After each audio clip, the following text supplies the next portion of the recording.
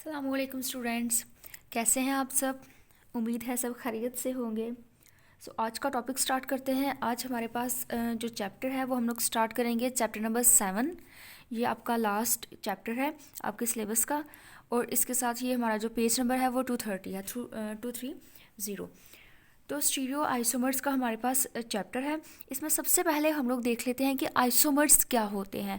तो बेटा आइसोमर्स की डेफिनेशन से आप सब लोग ऑलरेडी वेल अवेयर हो, लेकिन फिर भी इसको एक दफ़ा डिफाइन कर लेते हैं कि आइसोमर्स हमारे पास ऐसे कंपाउंड्स होते हैं that having the same molecular formula but the different structural formula. इनकी फिजिकल और केमिकल प्रॉपर्टीज़ भी क्या होती हैं, डिफरेंट होती हैं। अब यहाँ पर अगर हम लोग आइसोमर्स को ब्रॉडली क्या करें, कैटेगराइज करें, तो दो तरह से हम लोग इसको क्या कर सकते हैं, कैटेगराइज कर सकते हैं कि आइसोमर्स जो हैं वो दो तरह के होते हैं। एक तो स्ट्रक्चरल आइसोमर्स और दूसरी तरफ हमारे पास आ जाते हैं स्टीरियो आइसोमर्स। तो जो स्ट्रक्चरल आइसोमर्स हैं वो हमारे जो कि सिलेबस का पार्ट नहीं है, तो डेट्स वाई हम लोग इसको ज़्यादा डिस्कस नहीं करेंगे, लेकिन फिर भी देख लेंगे कि जो स्ट्रक्चरल आइसोमर्स हैं उसको आप कॉन्स्टिट्यूशनल आइसोमर्स भी कहते हो। और ये further structural chain, positional isomers, functional isomers, metamerism और टाइटामेरिज्म, ये फर्दर इसके अंदर डेफिनेशंस आ जाती हैं। जबकि दूसरी तरफ जो स्टीरियो आइसोमर्स हैं उनको फर्दर हम लोग दो तरह से जो है वो दो टाइप्स में फर्दर डिवाइड करते हैं, कन्फिगुरेशनल और कन्फॉर्मेशनल आइसोमर्स। ने तो देख लेते हैं कि स्टीरियो आइसोमर्स क्या है। तो स्टूडेंट्स हमारे पास जो स्टीरियो आइसोमर्स हैं उसका क्या मतलब है। स्टीरियो आइसोमर्स ऐसे आइसोमर्स होते हैं that are originated by the different arrangement of the atoms in the space. कि इसमें क्या होता है, हमारे पास जो कार्बन के इर्द गिर्द अटैच ग्रुप्स होते हैं उनकी स्पेस में अरेंजमेंट क्या हो जाती है, डिफरेंट हो जाती है। जो वर्ड हमारे पास स्टीरियो आइसोमर्स है, जो वर्ड स्टीरियो है, स्टीरियो वर्ड का मतलब होता है स्पेस और आइसोमर्स का मतलब है आइसोमर्स, जिसकी डेफिनेशन अभी आप लोगों ने देखी। तो डैट मीन कि यहाँ पर जो आइसोमर्स बनेंगे वो किस वजह से बनेंगे, due to the different arrangement of the groups in the space. Space में हम लोगों ने उस अरेंजमेंट ग्रुप्स की अरेंजमेंट को क्या करना है, डिस्कस करना है। तो इसकी अगर प्रॉपर डेफिनेशन देखी जाए तो isomers that having the same structural formula but different in the arrangement of atoms in the space।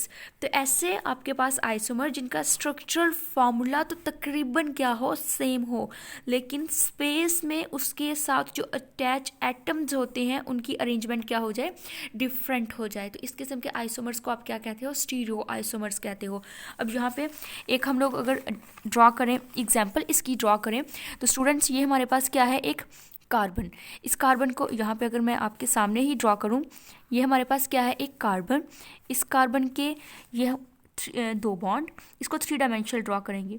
ये डॉटेड मीन कि ये बॉन्ड जो है इस कार्बन का बैकवर्ड मैंने अटैच किया हुआ है, अवे फ्रॉम द व्यूअर्स। अगर आप लोग किसी 3 डायमेंशनल चीज़ को देखें तो जो साइड आपकी नज़र से दूर होती है, अवे होती है, वो आपके पास आप उसको डॉटेड लाइन से रिप्रेजेंट करते हो। और ये आपके पास क्या है, वेज लाइन। ओके तो हम लोग क्या करेंगे, यहाँ पर इसके साथ डिफरेंट ग्रुप्स अटैच कर लेते हैं। एक तरफ हाइड्रोजन अटैच कर लेते हैं, एक तरफ OH ग्रुप अटैच कर लेते हैं, एक तरफ हम लोग CH3 अटैच कर लेते हैं और एक तरफ हम लोग C2H5 ग्रुप अटैच कर लेते हैं। ओके तो ये एक ऐसा कार्बन है जिसके चारों तरफ मैंने क्या अटैच कर दिए, डिफरेंट कार्बन अटैच कर दिए। अब इसका मैंने देखना है कि इसका स्टीरियो आइसोमर्स कैसे बनेगा। तो इसका जब स्टीरियो आइसोमर बनाएंगे तो हम लोग स्पेस में, बेटा ये जो हमारे पास एम्प्टी स्पेस है, एम्प्टी जगह, खाली जगह, इसको हम लोग क्या कहेंगे, स्पेस कहेंगे। हम स्पेस में इसके किसी दो ग्रुप्स की अरेंजमेंट डिफरेंट कर देंगे। डैट मीन कि मैं अब क्या करूँगी, पहले आपको ये नज़र नहीं था आ रहा, that is away from your eye, तो हम लोग क्या करेंगे, अब इन दोनों की आपस में अरेंजमेंट चेंज कर देंगे। ये आप एज इट इज़ रखेंगे, लेकिन यहाँ पर अब फ्रंट पे आप क्या ले आएंगे, आप मिथाइल को फ्रंट पे ले आएंगे और यहाँ पर डॉटेड लाइन के साथ आप किसको लिख देंगे, आप डॉटेड लाइन के साथ इथाइल ग्रुप को लिख देंगे। तो आपने यहाँ पे क्या कर लिया, एक स्टीरियो आइसोमर बना लिया। तो इस तरह से आप क्या करते हो, स्टीरियो आइसोमर्स बना सकते हो डिफरेंट कंपाउंड्स के। तो अगर आपको डेफिनेशन वगैरह आ जाए तो आप उसमें ये एग्जाम्पल कोट कर सकते हो। नेक्स्ट अभी आपने देखा कि जो स्टीरियो आइसोमर्स हैं वो कितनी टाइप्स के हैं, देयर आर 2 टाइप्स, कन्फिगुरेशनल और कन्फॉर्मेशनल आइसोमर्स।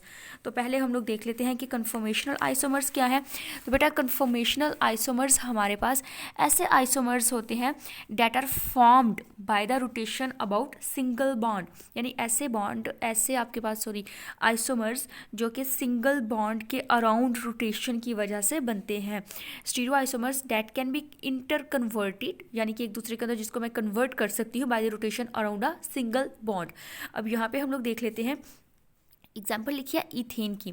अब इथेन के हम लोग क्या करते हैं, कन्फॉर्मेशनल आइसोमर्स बना लेते हैं। तो इथेन के कन्फॉर्मेशनल आइसोमर्स कैसे बनाएंगे, इसको हम लोग लिखेंगे बाय न्यूमैन प्रोजेक्शन से लिखेंगे।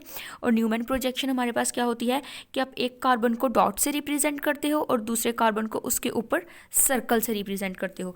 ये आपका कार्बन फर्स्ट, ये आपका सेकेंड कार्बन, यहाँ पर ये आपका कार्बन फर्स्ट और दूसरा कार्बन आपका क्या है, सेकेंड कार्बन।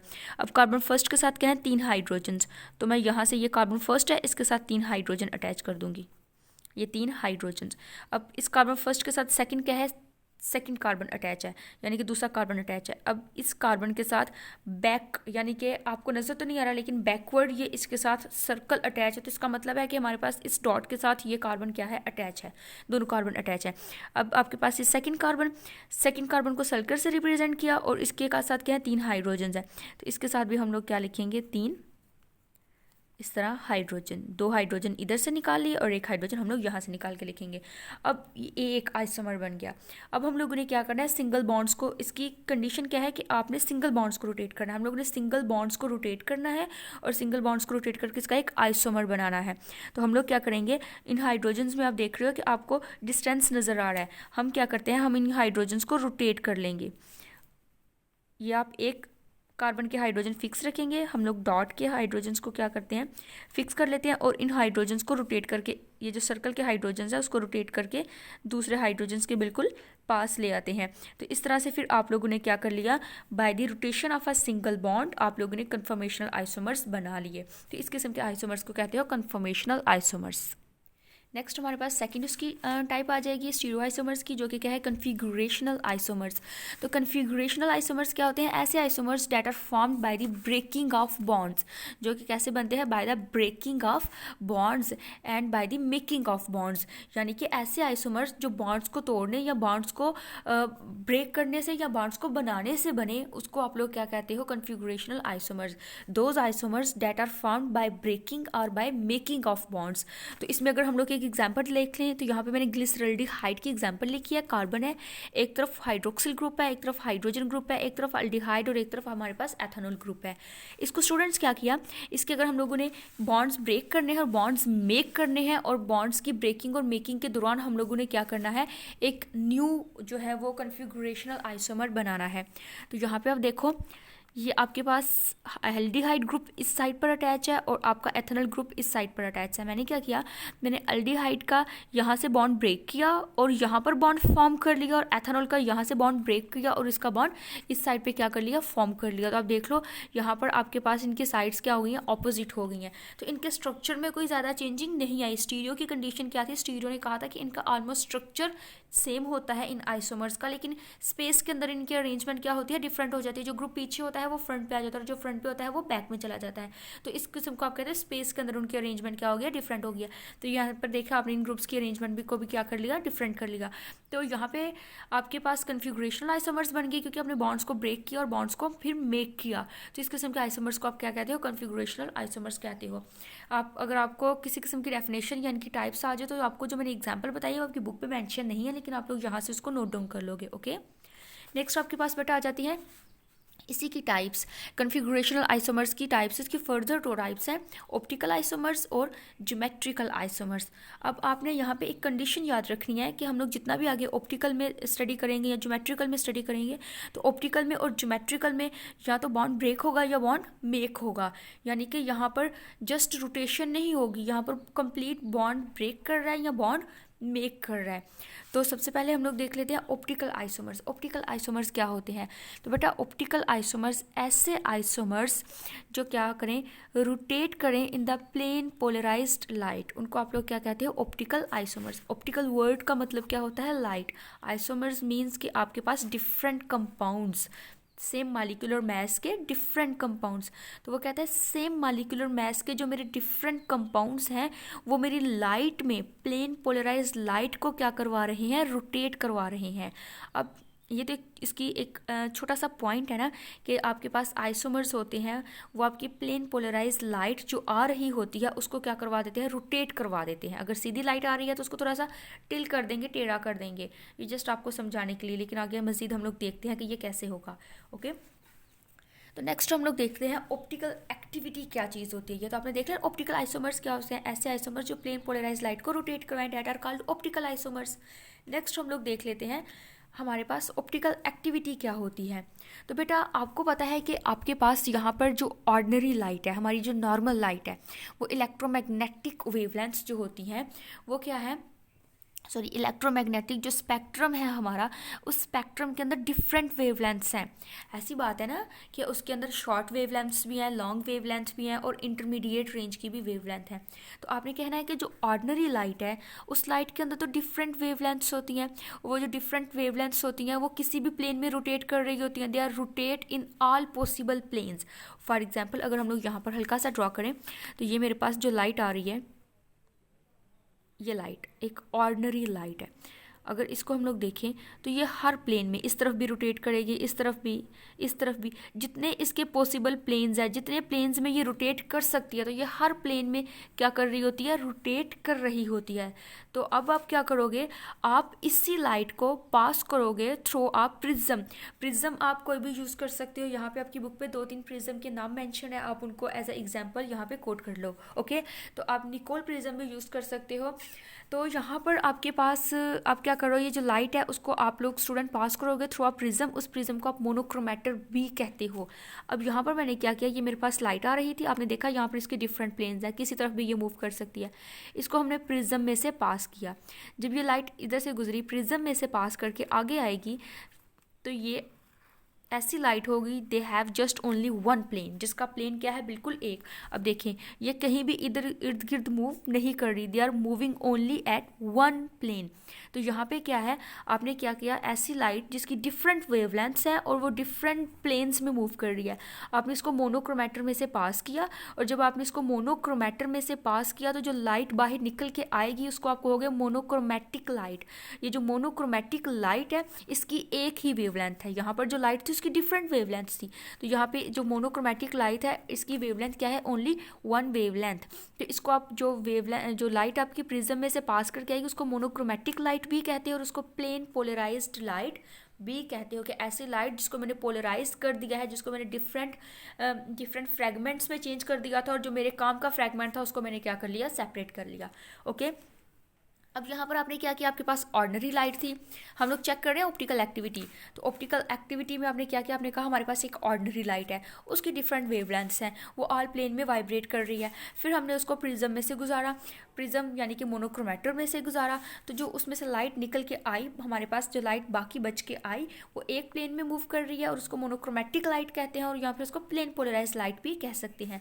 अब यहाँ पर इस प्लेन पोलराइज लाइट के बिल्कुल पैरेलल अगर आपने एनालाइजर रख दिया, एनालाइजर भी हम लोग तकरीबन प्रिज्म ही यूज़ करते हैं, लेकिन डिफरेंट वैरायटी के हम लोग यूज़ कर रहे हैं। आपकी बुक में जो मेंशन है वो निकोल का प्रिज्म यूज़ कर रहे हैं हम लोग। ओके, तो वो कहता है कि इस मोनोक्रोमेटिक लाइट के बिल्कुल पैरेलल मैंने एक निकोल का प्रिज्म रखा है, और उस प्रिज्म को मैं क्या कहता हूँ, एनालाइजर कहता हूँ। तो कहता है कि अगर इसके बिल्कुल पैरेलल मैं एक एनालाइजर रखूँगा, निकोल का प्रिज्म रखूँगा, तो मेरे पास ट्रांसमिशन होगी। डैट मीन कि ये लाइट इसमें से ट्रांसमिट करके जाएगी। और अगर मैं क्या करूँगा, इसके राइट एंगल पे ये प्रिज्म रखूँगा तो मेरे पास कोई किसी किस्म की ट्रांसमिशन नहीं होगी। डैट मीन कि ये लाइट क्या कर रही है, पैरेलल मूव कर रही है। तो इसके पैरेलल, अगर इसके पैरेलल कोई चीज़ है तो उसमें से ये गुजर जाएगी, ट्रांसमिट कर जाएगी। लेकिन अगर इसके राइट एंगल, यहाँ पर अगर राइट एंगल पर है तो इसने तो सीधा मूव करना है, ये राइट एंगल पर ऊपर की तरफ नहीं जाएगी। तो ऊपर की तरफ नहीं जाएगी, तो अगर आपने कोई राइट एंगल पर प्रिज्म रखा हुआ, एनालाइजर रखा, तो उसमें से ये नहीं गुजरेगी, तो आप इसको कहते हो नॉन ट्रांसमिशन, इसमें से ट्रांसमिशन नहीं हुई। तो अभी तक आपने क्या देखा, अभी तक आपने देखा ऑर्डिनरी लाइट है, डिफरेंट वेवलेंथ्स, उसको मैंने प्रिज्म से पास किया तो मोनोक्रोमेटिक लाइट मेरे पास जो है वो अवेलेबल हो गई।